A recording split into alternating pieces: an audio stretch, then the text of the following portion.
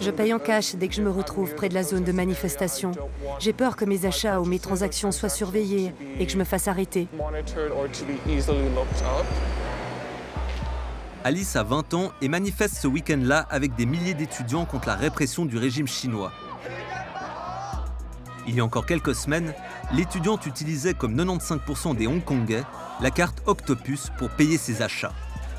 Mais des arrestations récentes de manifestants l'ont fait changer d'avis. Ils utilisent les données de nos cartes pour traquer les manifestants. Récemment, 30 manifestants très impliqués dans le mouvement ont été arrêtés chez eux le matin après une manifestation. Ces inquiétudes sont tout à fait légitimes, parce qu'on voit que la police s'informe sur les paiements des manifestants faits dans les shops tels que 7-Eleven.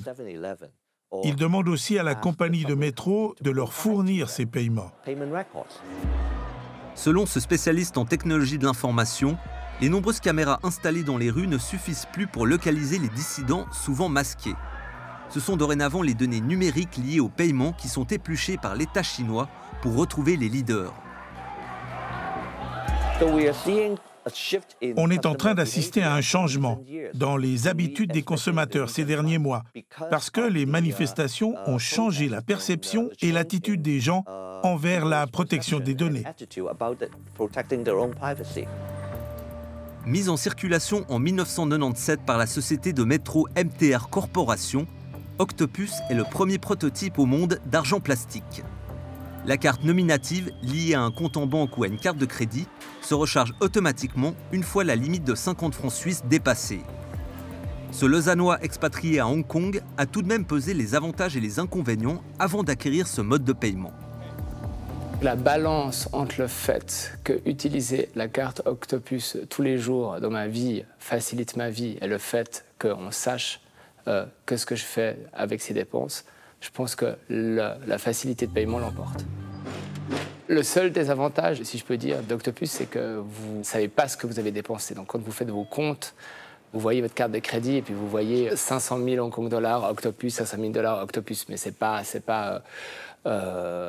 itemisé, donc il n'y a pas marqué brique de lait, journal, donc vous voyez que vous dépensez beaucoup d'Octopus, mais vous ne voyez pas comment. Si chaque détenteur n'est pas au courant des détails de ses transactions, la société de métro MTR Corporation, elle, les connaît. Sa base de données personnalisée des utilisateurs a déjà servi pour des pratiques douteuses par le passé. Il y a eu un scandale il y a 10 ans concernant la carte Octopus, lorsqu'il a été découvert que la compagnie avait vendu les données de certains clients. Ils avaient vendu ces informations à certaines compagnies d'assurance sans demander l'accord des personnes. Ces assurances les achètent lorsqu'ils sont à la pharmacie, afin de pouvoir leur proposer des offres d'assurance ciblées en contradiction avec la loi sur la protection des données de Hong Kong.